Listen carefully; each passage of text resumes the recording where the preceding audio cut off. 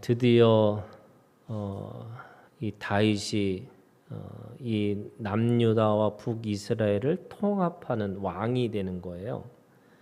우리가 잘 알고 있는 것처럼 이 다윗은 3번의 기름 부으심을 받는 거죠. 원래 기름 부으심을 받는 것은 선지자와 그리고 예언자와 왕 3가지 세 직분으로서 기름 부으심을 받는 건데, 이 다윗은 이 왕이 되는 과정이 3번의 이 기름 부으심을 받아요. 첫 번째는 사무엘상 16장 13절, 그죠? 사무엘이 그 아버지 집에 가서 그 아들들한테 왕을 세우려고 했더니 아무도 안 맞는 거예요. 근데 목동 일을 하고 온 다윗을 보면서 마음의 중심이 하나님 앞에 있다, 그러죠. 그래서 외모를 취하지 않으시고 하나님은 중심을 보니라. 그 다윗의 중심을 보신 하나님이 다윗을 왕으로 세우시는 역사가 일어나죠. 그리고 그 역사는요, 사실은 고생길이 열리는 겁니다. 그러니까 그 다음부터 왕이 되는 게 아니고 그 다음부터 이 다윗은 거의 이 기름 부으심을 첫 번째 기름 부으심을 받았을 때 대부분 사람들이 한 16세에서 한 18세 그 정도 됐을 거라는 거예요. 그러면 14년에서 한 12년을 생고생하고 돌아다닌 거죠. 그게 다윗의 여정이라고 할 수 있습니다. 우리가 잘 알고 있는 것처럼 다윗에게는 아주 기가 막힌 기적이 일어나지 않았어요. 그래서 이 다윗의 일생을 보면 이 사람은 발을 땅에 딛고 사는 사람이라는 거예요. 그럼에도 불구하고 그는 그 모든 그 과정을 다 겪어서 사실은 다윗의 왕국이라는 그 하나님의 나라를 어떻게 경험할 수 있어라고 할 때 유대인들에게는 바로 다윗의 왕국을 꿈꾸는 겁니다. 지금도 다윗의 별을 그들의 국기로 세우잖아요. 그리고 동시에 지금의 하나님의 나라를 꿈꾸고 있는 메시아가 오시는 그 도래의 상징이 바로 다윗의 왕국입니다. 그러니까 그 다윗은 그냥 하나의 왕이 아니고 이스라엘의 모든 왕의 기준이 되는 거고, 그리고 하나님 나라의 표상이고, 또 지금으로 얘기하면은 교회 공동체의 모습인 거예요. 그래서 우리가 왕 같은 제사장 이런 거잖아요. 우리가 가지고 있는 신분이 너희는 왕 같은 제사장이라 이런 거잖아요. 근데 그 왕 같은이라고 할 때 그 왕은 바로 다윗의 왕국, 다윗의 상징인 거예요. 예수님은 혈통으로는 다윗의 씨로부터 온 거잖아요. 그리고 영적으로는 성령으로 잉태하신 거고, 그런데 그 육적이라고 하는 이 다윗의 씨가 뭐냐면 하나님의 나라의 이 육신으로 사람들에게 보여지는 하나님의 나라가 어떤 건데라고 할 때 유대인들에게는 그 다윗의 왕국을 생각하는 거고, 또 우리는 그것이 바로 교회 공동체의 모습이라고 할 수 있습니다. 그러니까 교회라고 하는 것이 표적과 기사가 일어나는 거지만 그 표적과 기사는 철저하게 이 땅에서 땅을 딛고, 이게 다윗의 영성이라는 게 이 발에 땅을 딛고 서 있으면서 그 땅을 밟는 이 모든 육신의 과정이 그 영적인 이 모든 이 과정으로 자라나는 것이 진정한 하나님의 나라의 표상이라고 할 수 있습니다. 예수님이 십자가에서 왜 돌아가셨을까라고 생각해 보면 그 하나님의 공의라고 하는 것은 그냥 하늘에서 그냥 내가 너 죄를 씻어줄게 이렇게 끝나는 게 아니고 그 모든 것을 육신으로 경험되어지는 거예요. 그러니까 몸으로 겪어야지만 하나님의 공의와 하나님의 정의가 그 기준이 세워지듯이 오늘 우리가 가지고 있는 믿음이라는 것도 절대로 지름길이라는 게 있는 것이 아니고 이 몸으로 다 경험되어지는 거예요. 그래서 몸의 흔적, 우리가 이 몸의 이 흔적이라는 게 십자가의 흔적이 우리 몸에 있어야지만 그것이 진짜. 이게 진짜와 가짜라는 거는 이 그 신명기인가요? 뭐 말씀에 보면은 예언자가 진짜인지 가짜인지를 어떻게 하냐? 그 말씀이 실제로 이루어지는 거. 그게 진짜 선지자고 진짜 예언자다. 그리고 말씀이 이루어지지 않는 건 가짜다. 이런 거잖아요. 근데 진짜라고 이루어진다는 게 도대체 뭘까? 그게 몸으로 살아낸다는 뜻이에요. 그래서 우리가 가지고 있는 어떤 생각, 이 로마서 7장에 있는 말씀에 바울이 그런 얘기잖아요. 마음으로는 하나님의 마음 말씀을 쫓아가는데 내 육신으로는 여전히 육체의 법을 따라가서 우리가 곤고한 자다 이렇게 얘기합니다. 그러니까 마음 따로 몸 따로 살아가는 걸 곤고합니다 이렇게 얘기하는 거예요. 그런데 이 로마서 8장에 가면은 생명의 성령의 법을 따라서 해방됐다 이렇게 얘기해요. 그게 무슨 말이냐면 이제 우리의 몸으로 하나님이 우리의 그 말씀을 쫓아갈 수 있는 몸으로 세워 주셨다는 거예요. 그래서 이 발을 땅에 딛고 산다라는 거, 내가 오늘 밥을 먹고 누구를 만나고 또 세상에서 일을 하고 그 하는 그 모든 것들이 사실은 다 하나님의 나라의 영원한 시간에 비하면 아무것도 아닌데요. 그 아무것도 아닌 그 모든 것들이 하나님 앞에 몸으로 새겨지는, 그 몸으로 살아내는 그 모든 것들이 다 의미가 있다는 거예요. 그래서 제가 좋아하는 말씀 중에 하나가 사도행전에 바울이 예수님을 만나고 나서 그 아나니아를 만났을 때 그가 밥을 먹었더니 힘이 나더라 이 말씀이에요. 무슨 말이냐면 그 전에도 밥을 먹고 그 전에도 밥을 먹었어요. 그런데 그 전에 있었던 밥을 먹고 자기의 욕망과 자기의 욕구대로 살았다면 이제는 밥을 먹는데 하나님의 일을 하기 시작하는 거예요. 내가 살아가는 그 모든 몸짓이 하나님의 나라에 의미가 있는 거예요. 그런 의미에서 지금 이 다윗의 여정이 그냥 어느 날 갑자기 왕이 돼가지고 왕 노릇할 수 있는 것이 아니고요. 자기의 몸으로 다 하나님이 경험하게 하셨다는 거예요. 그래서 두 번째 사무엘하 2장 4절에 그 시글락에서 이 도망자 신세를 살다가 그 아멜렉과의 전쟁을 통해서 나중에 이 사울과 요나단이 죽은 것을 보고 자기의 고향으로 가서 유다에 가서 두 번째 기름 부으심을 받는 거죠.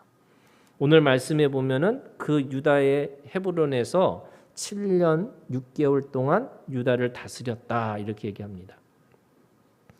첫 번째 그 기름 부으심을 받을 때도요. 그는 열심히 목동 일을 하고 있었어요. 그죠? 근데 그 목동 일도 그냥 한 게 아니죠. 자기의 양을 지키기 위해서 최선을 다하고 살았던 거예요. 우리가 그걸 어디서 아느냐? 그 너무나 잘 알고 있는 그죠? 다윗과 골리앗에서 골리앗과 싸우는 무기가 뭐였냐면 그 목동 때에 사자와 곰을 물리쳤던 그 문맷돌로 그 골리앗을 이기는 거잖아요.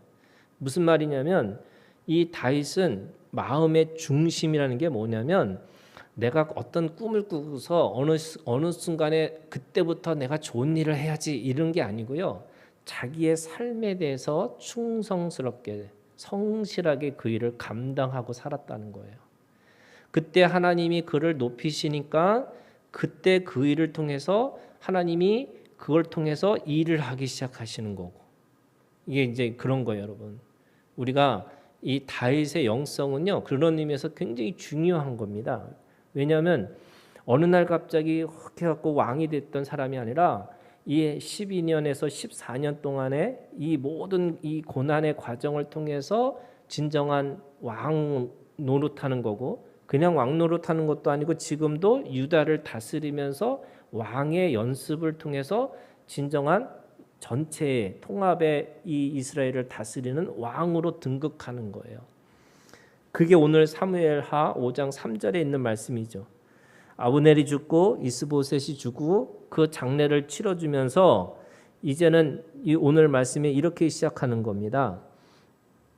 5장 2절에 있는 말씀에 보면 전에 곧 사울이 우리 왕이 되었을 때도 이스라엘 거느리에 출입하 계신 분은 왕이셨고 여호와께서 왕에게 말씀하시기를 네가 내 백성 이스라엘 목자가 되며 네가 이스라엘 주권자가 되리라 하셨나이다. 사람들이 와서 당신이 진정한 목자로서의 그런 감당할 만한 지금 그 삶을 보여주셨고 또 이스라엘의 주권자, 당신이 다스리는 자로서의 충분한 그런 시간을 경험하셨습니다 라고 사람들이 와서 고백하는 거예요. 3절에 보면 이스라엘 모든 장로가 이렇게 됩니다. 그러니까 11족속이 와가지고 유다 족속에서 와가지고 이제는 사람들로 하여금 그 사람들 앞에서 진정한 기름 부으심. 기록에 보면 이 사람들이 얼마나 모였을까? 한 30만 명에서 35만 명이 모여서 이 다윗의 왕의 등극을 기름 부으심을 다 같이 환영하고 축하했다는 거예요. 그러니까 이 모든 이 과정이 처음에는 자기 집안에 한 사람으로부터 그 인정을 받고 나중에는 한 족속으로부터 인정을 받고 이제는 12족속 모든 족속에게 인정받는. 그래서 그 모든 하나하나의 과정이 뭐였냐면 진정한 하나님의 나라의 왕이 어떤 모습이었든지 또는 아까 얘기했던 것처럼 하나님의 나라가 어떤 모습인지를 우리에게 보여준 거죠. 그래서 지금도 유대인들은 육적인 유대인들은 다윗의 왕국을 꿈꾸고 있어요. 지금도 막 전쟁하고 뭐 자신들의 땅을 지금 하고 있는 지금 우리가 나중에 이 5장 17절부터 25절까지 이 블레셋 싸움, 이 블레셋이라는 말이 원래 팔레스틴이라는 말과 같은 거예요. 그러니까 아직도 지금도 팔레스틴 사람들하고 싸우고 있어요. 지금 뭐 누가 더 잔인하냐라고 경쟁하듯이 너무나 이 전쟁 자체가 잔인한 거잖아요. 그러니까 이스라엘은 이스라엘대로 잔인하게 뭐 어린아이들한테 막 폭탄 던지고 뭐 이런 거잖아요. 또 팔레스틴 사람들도 자기네 또 하기 위해서 또 잔인하게 서로가 인간이 얼마만큼 잔인할 수 있을까라고 하는 것처럼 경쟁하듯이 서로가 지금 싸우고 있는 상황이 지금 똑같이 지금 이 21세기에서도 이스라엘 육적인 이스라엘과 육적인 팔레스틴 사람들이 서로 지금도 싸우고 있는 걸 알 수가 있습니다. 그 육적인 이스라엘 사람들은 여전히 지금도 이 다윗의 왕국을 꿈꾸고 있는 거죠. 세계를 다스리는 하나님의 나라를 이 땅에서 세우려고 하는 그런 생각을 여전히 갖고 있어서 그들은 여전히 호전적이고 여전히 그렇게 자신의 어떤 힘을 과시하고 있는 겁니다. 그렇지만 오늘 이 다윗의 왕국은 사실은 그 육적인 이스라엘이 아니에요. 철저하게 예수 그리스도를 통해서 하나님의 나라가 보여지는 거예요. 그래서 우리는 이걸 통해서 이 다윗의 왕국이 우리한테 이루어진다는 게 여러분 육적인 이스라엘과 우리와 무슨 상관이 있어요? 육적으로 얘기하면 우리 당군 할아버지 조상이고 다 곰의 후손들이고 이런 건데 나하고 무슨 상관이 있어요? 근데 그게 육적인 것이 아니고 영적인 거잖아요. 그러니까 예수님이 오셔가지고 그 예수님이 다윗의 왕국을 세우시는 이 모든 과정이 사람들한테는 유대인들한테는 여전히 육적인 다윗의 왕국을 꿈꿨는데 예수님이 생각하는 이 다윗의 왕국은 하나님이 통치하는 하나님의 나라라고 하는 거고 그리고 육적인 이스라엘이 아니라 영적인 이스라엘 내면의 겉사람은 후패하지만 이 내면의 속사람의 이스라엘 사람 그걸 통해서 하나님의 나라를 이루려고 하고 있는 겁니다. 자, 그러면 이 세 번의 기름 부으심이라는 게 어떤 의미냐? 첫 번째는요. 여러분 기적이 아니고 자연인 거예요. 무슨 말이냐면 하나님은 이 자연의 법칙을 통해서도 우리에게 영적인 교훈을 주는 거예요. 이게 예를 들면 카이로스라고 하는 하나님의 은혜의 시간도 있지만 크로노스로 가는 하나님의 내 일상에 이렇게 이 일상의 시간들 우리가 살아가는 이 태어나서 자라나고 유년기를 거치고 청소년기를 거치고 청년의 기간을 거치고 이렇게 노년까지 이 가는 모든 하나하나의 시간이 여러분 그 속에서 하나님이 주는 지혜가 있다는 거예요. 그 지혜를 우리가 배워야 되는 거예요. 그런데 사람들은 어떻게 생각하냐면 자꾸 점프를 하려고 해요. 그게 사단이 가지고 있는 마음이에요. 뭐냐면 그냥 이 몸으로 경험하지 않게 하고 그냥 어느 순간에 완전히 깨닫게 하려고 또 뭔가를 알려고 그러고 뭔가 빨리 가려고 이렇게 하는 것들이죠. 근데 그게 다 사실은 거짓이라는 거예요. 가짜라는 거예요. 몸으로 통과하지 않는 말씀, 몸으로 통과하지 않는 진리는 가짜다. 그래서 우리가 몸으로 살아내는 이 시간이 필요하다는 것을 이 다윗의 이 일생을 통해서 우리에게 주시는 지혜라고 할 수 있습니다. 두 번째는요, 성장하고 성숙한 이야기들이에요. 그러니까 믿음의 장성한 분량까지 또 어린아이 같이 생각하고 어린아이 같이 깨닫고 어린아이 같이 말했던 것이 이제는 그 사랑으로 인해서 이제는 생각하는 것이 달라지고 깨닫는 것이 달라지고 말이 달라지는 거예요. 그래서 우리가 믿음의 조상 아브라함도요. 창세기 12장부터 시작하는 이 과정이 믿음의 과정인 게 뭐냐면 성장하고 성숙해지는 이야기예요. 이게 사람이 생명이라는 존재는 온전과 완전을 추구하고 사는 거예요. 그래서 우리가 하나님 앞에 살아있다는 말은 오늘보다 내일보다 더 나은 그 다른 날을 위해서 내가 그 안에서 성장하고 성숙해지는 과정으로 이해하고 사는 거예요. 그래서 내가 오늘을 최선을 다해서 살아요. 그러나 내일 갔더니 어제 살았던 삶이 내가 어리석었고 내가 부족했구나. 그거 깨달아지면서 뭐 하냐면 성장하고 성숙해지는 거예요. 그래서 오늘 우리가 가지고 있는 믿음이라는 것도 내가 오늘로 끝났다가 아니고 과정으로 이해하는 거예요. 그러면 여러분 똑같아요. 다른 사람도 과정으로 봐주는 거예요.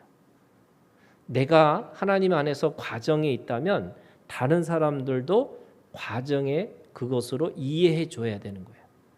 그럼 무슨 말이냐? 지금 내가 볼 때는 이 도저히 용납할 수 없고 도저히 이해되지 않는 그 믿음의 삶을 살아간다 할지라도 하나님 안에서 살아있다면 자라날 것이다. 성장할 것이다. 이렇게 얘기하는 거예요.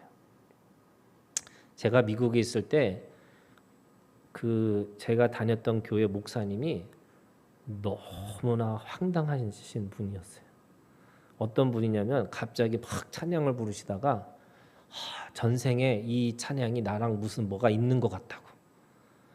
아니 무슨 기독교인인데 전생을 얘기해요. 말이 안 되잖아요. 소문에 비행기 타고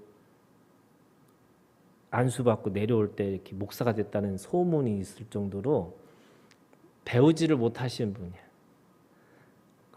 그래서 저는 또 그게 너무 잘 보이잖아요. 제가 또 얼마나 또 이렇게 씹었겠어요. 근데 그 교회에 한 15년 정도 다니는 전도사님이 계셨는데 저는 또 뭐랄까 제가 아주 그냥 솔직하게 그 전도사 나이가 많으세요. 저보다 한 15, 20살 정도 많으신 분이었는데 내가 진심으로 물어봤어요. 전사님, 내가 볼 때는 목사님이 정말 아닌데 아니 어떻게 그분하고 같이 15년 이렇게 오랫동안 같이 교회를 하셨어요? 그랬어요. 근데 그분이 놀라운 고백을 하더라고요. 15년 전에는 더 했대요. 그런데 지금은 많이 좋아지신 거라고. 제가 그때 깨달은 게 있어요. 이분은 엄마 같은 마음이 있구나. 우리는 형제 같은 마음이 있거든요. 그래서 못되고 잘못된 거 있으면 막 지적질하고 싶은데 이분은 엄마 같은 마음으로 그 목사님을 품고 있는 거예요. 야, 그래서 내가 그 다음부터는 그 전도사님한테는 그 목사님에 대해서 얘기를 안 했어요. 물론 딴 사람한테 열심히 했죠. 그런데 내가 내가 그리고 그분을 존경하게 됐어요. 제가 그분 전도사님을 별로 좋아하는 분이 아니었는데 그래도 존경스럽다. 왜냐하면 한 사람을 품고 이렇게 해줄 수 있는, 그래서 그 목사님이 목회하고 뭐 하는 과정을 그래도 그 전도사님이 끝까지 지지해주고 격려해 주시는 분이구나. 여러분, 서로가 사실은 그 마음이 있으셔야 돼요. 그게 저는 다윗도 처음부터 왕 노릇한 게 아니에요. 처음부터 왕의 권위를 가지고 있었던 게 아니에요. 그런데 그 과정 하나하나를 밟아가면서 그도 자라난 거죠. 저는 그 모든 것이 성장과 성숙의 이야기다, 이렇게 이해하고 과정으로 이해하는 것이다. 세 번째는요, 저는 가장 중요한 이 다윗의 이야기의 키워드는 중심이라고 생각해요. 사울보다 다윗이 왜 뭐가 좋을까? 사실 보면은 나중에 보면 더 악한 짓을 한 게 다윗이잖아요. 그리고 누구보다도 너무나 이 연약한 존재가 다윗이었는데, 근데 왜 하나님은 다윗의 왕국과 이 다윗에게 그렇게 위대한 그런 모습과 위대한 왕으로서 또는 위대한 나라의 주인공으로 왜 다윗을 세우셨을까라고 생각해 보면 그가 늘 하나님 앞에 있었다는 거예요. 그게 코람데오예요. 저는 그게 중심이라고 생각하는 거예요. 무너지는 순간 속에도 늘 하나님 앞에서 무너지는 거예요. 그의 시편들을 읽잖아요. 그가 죄 가운데 있을 때도 그 시를 읽어보면 정말 하나님 앞에서 그가 그 하나님 앞에 괴로워하고 또 힘들 때마다 하나님 앞에 아뢰고 또 어떤 순간에도 하나님 앞에 늘 그 하나님 앞에서 그렇게 했던 그 신앙의 모습이 있었다는 거예요. 거기에 그 코람데오라고 하는 그 믿음의 길은 그에게는 뭐가 있었냐면 성실함이 있었어요. 그리고 늘 말씀 가운데 거하려고 하는 믿음이 있었고 또 그 안에서 생명을 소중하게 여기는 그 마음이 있었죠. 아무리 정치적인 어떤 것을 하더라도 그에게는 어떤 것이 있냐면, 여러분, 이 왕 되는 이 모든 과정도요, 자기가 노력해 가지고 자기가 생각해 갖고 뭔가 왕의 기름 부으심을 받은 게 아니에요. 이게 어떻게 보면은 정말 세상 말로 얘기하면 운이 좋은 거예요. 근데 우리는 그걸 뭐라 그래요? 하나님의 주권 아래서 하나님의 은혜를 입은 자라는 거예요. 그래서 그 하나님의 은혜를 입은 자로 살아가는 그 마음이 있었기 때문에 늘 그 안에서 그 마음이 하나님을 떠나지 않았다는 거예요. 비록 그 육체의 그 자신의 죄 가운데 있을 때도 하나님 앞에 있었고, 또 자신이 아무리 잘 나가는 상황 속에서도 늘 하나님 앞에 있었고, 그 중심이 무너지지 않았다. 그것이 오늘 다윗의 믿음이라고 할 수가 있습니다. 그게 5장 1절부터 3절까지 5절까지 말씀이고요. 6절부터 10절까지는 그 오늘 말씀의 제목인데, 이 말씀이 뭐냐면 시온 산성이라고 하는 이 예루살렘을 차지하는 그런 이야기를 하고 있습니다. 5장 6절에 보면 왕과 그의 부하들이 예루살렘으로 가서 그 땅 주민 여부수 사람을 치려하매, 이렇게 돼 있어요. 그 예루살렘은 여부수 사람들이 여전히 지금 이미 사사기를 지나고 이 가나안 땅을 차지하고 있었음에도 불구하고 이 여부수라고 하는 이 부족이 예루살렘을 차지하고 있었던 거예요. 왜 그랬을까? 여기는 이 예루살렘이라는 이 평화의 도시고 뭐 우리가 그런 어떤 이름이 그렇다는 게 아니고요. 원래는 여기가 가장 언덕 꼭대기에 지은 어떤 성과 같은 거예요. 그러니까 난공불락 같은 그런 성이 예루살렘이에요. 거기에서 자신들을 지키고 있었던 사람이 여부수 사람이었는데, 이 여부스라고 사람은 가나안의 족속 중에 한 사람, 한 족속이에요. 그러니까 여러분 가나안은 이 함의 넷째 아들이잖아요. 그 함의 넷째 아들인 가나안의 족속들 중에 이 9 아들 중에 하나가 지금 여부스라고 하는 이름의 족속을 갖고 있는 거죠. 이 여부스 족속은 그 가나안을 원래 그러니까 뭐냐면 이 본토, 이 가나안의 본토 사람인 거예요. 그런데 그 땅은 너무나 들어가서 전쟁을 하면 이길 수 없는 난공불락의 성이기 때문에 지금 이 여부스 사람들이 다윗에게 뭐라고 얘기했냐면 6절 중간에 보면 이렇게 돼 있어요. 그 사람들이 다윗에게 이르되 네가 결코 이리로 들어오지 못하리라. 맹인과 다리 저는 자라도 너를 물리치리라. 그러니까 이 성이 얼마나 단단하고 견고하냐면 맹인이 지키고 다리 저는 사람이 지켜도 너는 이곳을 차지하지 못할 거야. 이렇게 얘기한 거예요. 그 정도로 자신이 있다는 거죠. 그러니까 오늘 이 들리는 이야기면 이 성경학자들이 하는 얘기 중에 하나는 진짜로 맹인과 다리 저는 사람들을 앞세워서 다윗을 조롱했다는 거예요. 왜냐하면 우리가 이렇게 지켜도 넌 못 들어와 이렇게 되는 거죠. 그런데 그 성을 7절에 보니까 다윗이 시온 산성을 빼앗았으니 이렇게 돼 있어요. 근데 예루살렘이라고 하는 성이 다윗이 시온 산성이라고 얘기합니다. 성경에 시온 산성이라는 이 말이 오늘 처음으로 나오는 거예요. 이 사무엘 하 5장 7절에 있는 시온이라는 말이 처음 나와요. 그럼 이 시온이라는 말이 어떤 의미일까? 이 시온이라고 하는 말은요 여러 가지 의미가 있어요. 예를 들면 성경에 이 시온이라고 하는 단어가 150번 나오는데 오늘 이 5장 이 7절이 처음 나오는 건데 요새라는 의미가 있고 또는 기념물이라는 원래 의미는 그런 의미가 있대요. 그러니까 요새다.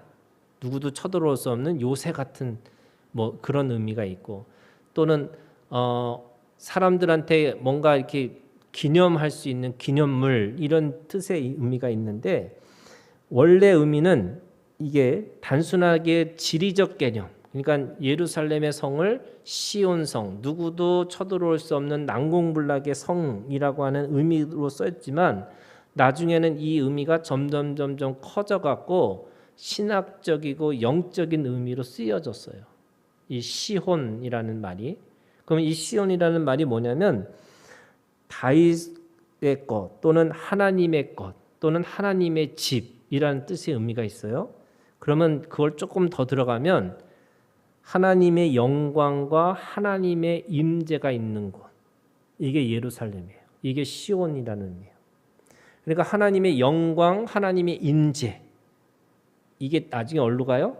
성전에 가는 거죠. 그러니까 예루살렘의 성전은 하나님의 영광과 하나님이 임재하는 곳, 하나님의 집 이런 뜻의 의미가 시온이 그래서 시온이 예루살렘의 성이라는 의미도 있고 성전의 의미도 있고 또는요 이스라엘 전체를 의미할 수도 있어요. 이게 여기 지금은 이 다윗이라고 하는 이 성에 어떻게 보면은 이 어떤 지리적인 개념에서 나중에 이 시온이라는 단어가 점점 커져가지고 하나님의 영광과 하나님의 임재가 있는 그곳, 공간 뭐 이런 의미가 시온의 의미를 가지고 있는 거죠. 그러면 이 시온 성을 뺏었는데 8절에 보시니까 재밌는 거예요. 다윗이 이르기를 누구든지 여부수 사람을 치거든 물 깃는 데로 올라가서 다윗의 마음에 미워하는 다리 저는 사람과 맹인을 치라 하였으므로 이게 무슨 말이냐면요. 그 여부수 사람의 이 예루살렘의 성을 어떻게 들어갔냐면 물길을 따라서 올라갔다는 거예요. 그러니까 어차피 그 사람들도 이게 산꼭대기에 있잖아요. 그러니까 물길을 만들어서 물을 받을 수 있는 그런 길을 만들었는데 군사들이 이 물길을 따라서 올라갔다는 거예요. 그래서 그 예루살렘을 차지했다. 그러면서 뭐라고 얘기하냐면 다윗이 열받으니까 거기에 시온 성에는 절대로 다리 저는 사람과 맹인은 들어갈 수 없다고 그걸 막아놓은 거예요. 그래서 다윗의 그 성에 예루살렘의 성에는 장애인은 못 들어가는 거예요. 그게 하나의 불문율이 된 거예요. 왜요? 그 장애인들을 가지고 조롱을 했으니까 다윗이 이 땅은 하나님의 영광과 하나님이 임재하는 곳이기 때문에 아무도 이 장애인들, 하나님 앞에 저주받은 사람 또는 자기를 놀렸던, 자기에게 모욕과 수치를 줬던 이 사람들은 절대로 들어올 수 없어, 이렇게 얘기하는 거죠. 근데 사실은 우리가 이제 나중에 보겠지만 은혜의 상징이 누구냐면요, 무비보셋이에요. 여러분, 무비보셋이 누구예요? 지난주에 우리 공부했잖아요. 4장 4절에 있는 말씀해 보세요. 사무엘하 4장 4절에 사울의 아들 요나단에게 다리 저는 아들 하나가 있었으니 이름은 무비보셋이라. 전에 사울과 요나단이 죽은 소식이 이스라엘에서 올 때 그의 나이가 5살이었는데 그 유모가 안고 도망할 때 급히 도망하다가 아이가 떨어져 절게 되었더라. 이 다리를 절었던 그죠? 요나단의 아들이에요. 근데 이 무비보셋이 어떻게 되느냐? 나중에 이 성 안에서 살아요. 그게 뭐예요? 은혜예요. 지금 다윗이 열받아서 이 장애인은 절대 들어오지 못해라고 막아놨는데 이 무비보셋이 이 성 안에서 살게 된 거예요. 그러니까 이게 뭐냐면 이 역사의 아이러니고, 다시 말해서 이게 진정한 은혜라는 거예요. 자기가 만든 금지 구역을 넘어서 오게 하는 거. 이게 은혜예요. 그러니까 은혜라고 하는 것이 내가 나눠줄 수 있는 게 은혜가 아니고요. 자기가 도저히 받아들일 수 없는 것들을 받아들일 수 있는 힘이 은혜예요. 이거를 우리 한번 찾아볼게요. 마태복음 21장. 마태복음 21장.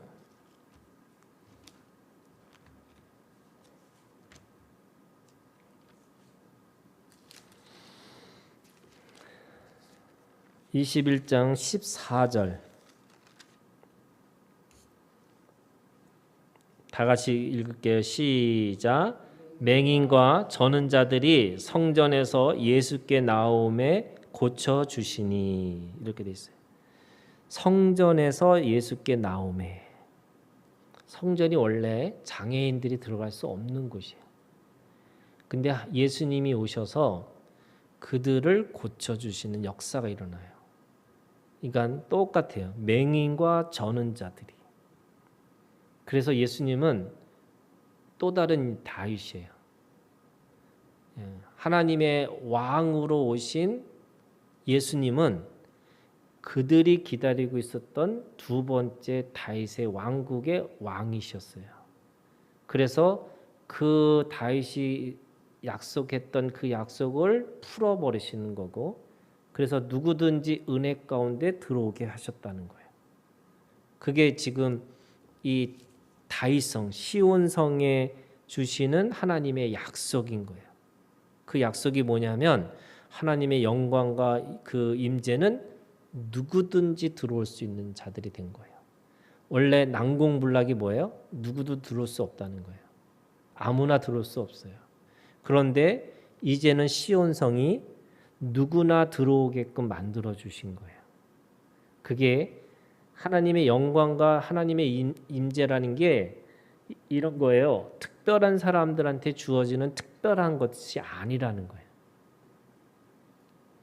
우리는 지금까지 그 은혜는 특별한 사람들만 받는 거라고 하라고 생각했는데 예수님이 오셔서 누구든지예요. 그게 마태복음 5장에 복 있는 자는 그 얘기하시잖아요. 가난한 자는 복 있나니, 애통하는 자는 복 있나니. 이 팔복이라는 게 뭐냐면 누구든지 복 있는 사람이란 뜻이에요. 사람들은 자꾸 가난해져야지만, 그걸 노력해야지만 내가 또 복이 있을 거라고 생각하는 거예요. 그게 아니고요. 그 예수님의 팔복은 누구든지예요.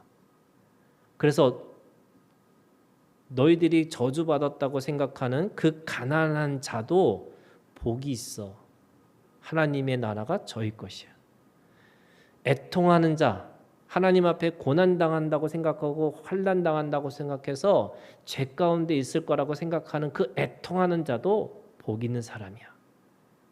그래서 시온이라는 게 이런 거예요. 여러분, 시온성이 나중에 가면 뭐라 그러냐면 시온이라는 성에는 계수하지 않고 계산하지 않고 계량하지 않는다는 거예요. 왜? 그거는 특별한 사람들만 들어가는 성으로 남아있는 게 아니고 이제는 누구든지 그 성에 출입을 할 수 있는 자로 불러주셨어요. 그래서 계산하지 않으시고 계수하지 않고 계량하지 않는다는 거예요. 하나님의 나라는 넓은 거예요. 그래서 누구든지 들어올 수 있는 거예요. 그런데 문제는 뭐예요? 믿음으로 그걸 들어오는 자가 있고 여전히 뭔가를 공로를 쌓아서 자기가 수련을 해서 돌을 닦아서 들어갈 수 있을 거라고 착각하는 거예요. 그래서 들어오라고 해도 못 들어와요. 제가 너무 놀라운 것 중에 하나가 그냥 예수님을 선물로 받으라고 했는데도 선물을 안 받는 사람들이 너무나 많아요. 왜요? 그 선물 받으면 코가 끼일까 봐. 그 선물을 받으면 자기가 뭘 해야 된다고 착각하니까. 똑같은 거예요. 그 예루살렘에 누구든지 초대하기 시작했는데 그 예루살렘에 들어가려면 뭔가를 해야 된다고 스스로 만들어서 계속 그 하나님의 영광과 하나님의 임재라는 거를 뭔가를 자기가 해야 된다고 생각하는 거예요. 그냥 초청했는데 누구든지 불렀는데 그 불러가지고 뭐 하셨어요? 고쳐주셨어요. 치유하셨어요. 그리고 들어가게 하셨어요. 그랬더니 어떤 일이 벌어지냐? 오늘 사무엘 5장에 제가 이제 그 시온상에서 일어나는 그 사건이 어떤 일이 생기냐면 10절에 이렇게 됐어요. 만군의 하나님 여호와께서 함께 계시니 다윗이 점점 강성하여 가니라. 그 강성했다라고 하는 그 증거가 11절부터 12절에 두로왕 히람이 그냥 와갖고 집 지어주겠다고 한 거예요. 그리고 13절부터 16절은 그 안에서 자녀의 복을 주셨어요. 그러니까 지금 점점 강성해지는 날을 지금 설명하는 게 11절부터 설명하고 있는 거예요. 첫 번째, 갑자기 이 두로왕 히람이 와가지고 다윗을 위해서 집을 지어주겠다. 괜히 와서 그냥. 두 번째는 거기에서 자녀의 복을 주셨다 이거예요. 거기 17절부터 25절은 블레셋 사람들하고 전쟁에 나가서 블레셋 사람을 이긴 거예요. 그런데 이 이긴 거는요, 지금까지 블레셋 사람들을 이겼더라가 달라요. 차원이 달라지는 거예요. 무슨 말이냐면 이 역사 속에서요, 이제는 블레셋 사람들이 저 끝에, 그러니까 지중해 그 남부의 한 구석으로 밀려났어요. 그래서 더 이상 이스라엘 사람들에게 위협이 되지 않아요. 그러니까 이 이후로 블레셋 사람들에게 전쟁을 해서 뭔가 그 사람들에게 괴로움을 당할 일이 없었어요. 그러니까 이 전쟁이 굉장히 중요한 전쟁이었다는 거예요. 그래서 다윗이 완벽하게 이 블레셋 사람들을 제압하고 나니까 더 이상 블레셋 사람들이, 그래서 나중에 언제가 아수르 때 이 블레셋 사람들이 망하는 거예요. 물론 지금 현대에 다시 이 팔레스틴이라고 하는 이름을 가지고 그들의 후손들이 나왔지만 더 이상 이 전쟁에서 이길 수 있는 사람들이 아닌 것을 보여주는 거죠. 왜 그랬을까? 지금 다윗이 그 하나님 안에서 점점 강하여지니라라고 하는 이 말씀대로 그들의 역사가 그렇게 다시 시작되어졌다는 거죠. 그래서 여러분, 시온이라고 하는 이 시온 산성이 하나님의 공간, 하나님의 임재, 하나님의 영광이 있는 곳에서 하나님 안에서 점점 강하여지니라. 오늘 이 믿음이, 시온의 믿음이 오늘 우리 가운데 있기를 주님의 이름으로 축원합니다. 우리 주기도문으로 마치겠습니다.